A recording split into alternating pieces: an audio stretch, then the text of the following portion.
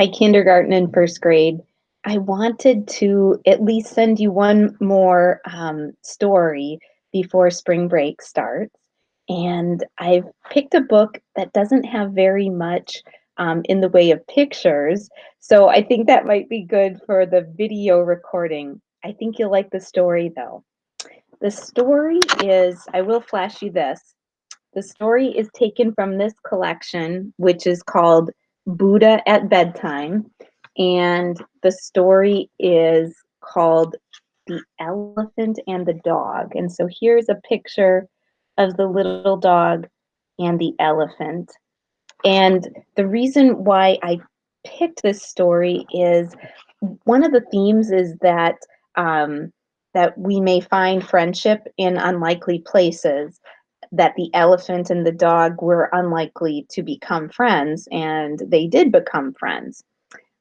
I think that in this time of us being at home, I think it's good for us to remind ourselves that our moms and our dads and our brothers and our sisters and our neighbors are our friends too, and that we want to offer our friendship to them.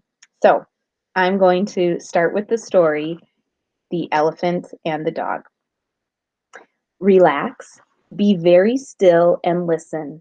Listen carefully to this tale about an elephant, a royal elephant no less, who belonged to the king and had the privilege of leading all the king's processions, which is like a parade. His name was Raja, and he lived in great luxury. But this didn't make up for his being the only royal elephant, which at times meant that he felt very lonely without anyone to keep him company.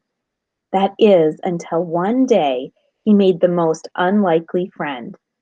You want to know who? Now, I think you already know based on the title of the book.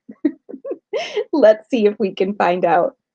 Now, Raja's evening routine consisted of having a long, cool bath before his keeper gave him dinner. Once he had eaten, he would pace around his compound and look at the sunset. Then, when the twinkling stars had arrived in the velvet night sky, he would go to bed. However, one evening when he had just finished his dinner, he noticed that he was being watched through the gate to his compound by a little white dog. The dog was skinny, and he had a hungry look about him. "Mr. Elephant, sir," said the little dog in a quiet voice, "I'm sorry to ask, but please, may I eat the food that you've left? I'm very hungry." "Oh, of course," said Raja kindly. So the little dog crept under the gate and ran across to the elephant's food bowl to eat the leftovers. He ate them up in double quick time, thanked the elephant, and then scampered away into the night. The same thing happened the next night, and the next, until one evening when the dog arrived, Raja asked, "My friend, would you like to come and share my dinner every night? I live alone and would enjoy your company." The little dog was overjoyed and happily accepted this kind offer. What a strange sight they made! A huge great elephant sitting having his dinner with a little white dog. Now, the elephant's keeper didn't think that the little dog was very suitable as a companion for the royal elephant, so he did his best to shoo him away each night. But much to the elephant's delight, the little fellow kept coming back. And as the elephant keeper was a lazy man, he soon gave up and allowed him to stay. Before long, Raja and Snowflake, as that is what the elephant called him, were inseparable, meaning they were always together. When the elephant went for his evening bath, the dog would go with him and they would play together in the water. Afterward, they would have their dinner and then talk and talk as friends do. And of course, they laughed a lot too. Then, when it was time for bed, Snowflake would curl up next to Raja. It was a great friendship. But then one day, as a farmer was returning home from his fields, he saw the two animals playing together and approached the elephant keeper, saying, "That looks like a clever little dog. I would love to buy him. How much do you want for him?" Now, you guys, Does the little dog belong to the zookeeper? I don't think so. Or the elephant's keeper? I don't think so. The elephant keeper saw this as the ideal opportunity not only to get rid of the little dog at last, but also to make himself some extra money. So he made a deal with the farmer, who took Snowflake straight away. With his friend gone, Raja felt very lonely and sad. Little by little, he lost his appetite. He didn't feel like eating alone. In fact, he didn't really want to do anything much. He just stood looking over the fence in the direction that the little dog had been taken. When evening came and it was bath time, he refused to go in the water. And he didn't even notice the sunset or the stars as they shone in the clear night sky.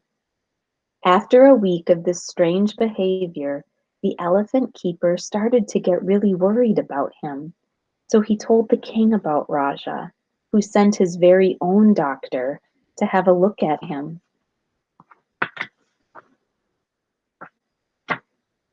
The doctor carefully examined the elephant. Well, I can find nothing wrong with him. He doesn't appear sick. He just appears very sad. Yes, he does, replied the keeper.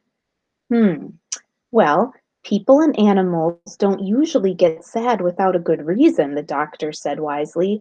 Has anything happened recently? Have there been any changes in his life? Well, not really.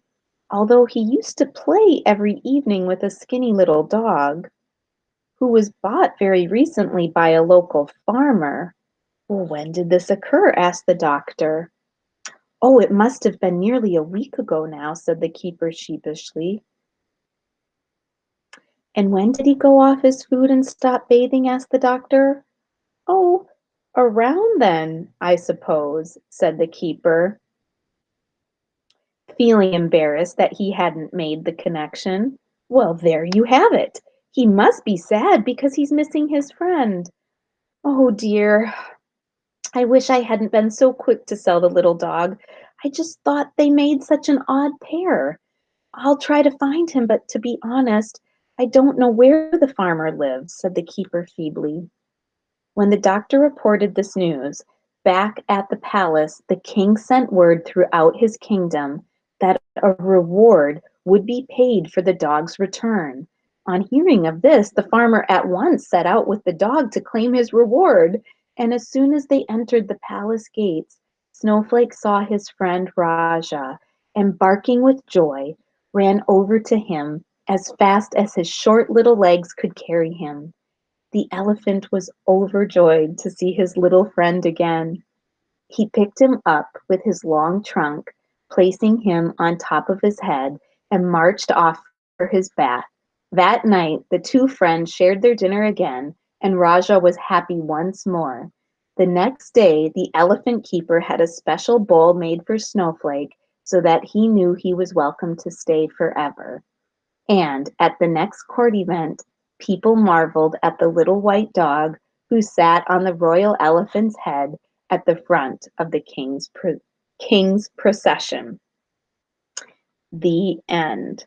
So, kindergarten and first grade, when I read about the dog and the elephant getting together again, that's how I imagine things may be when Cuccinella gets together again, whenever it is that we do.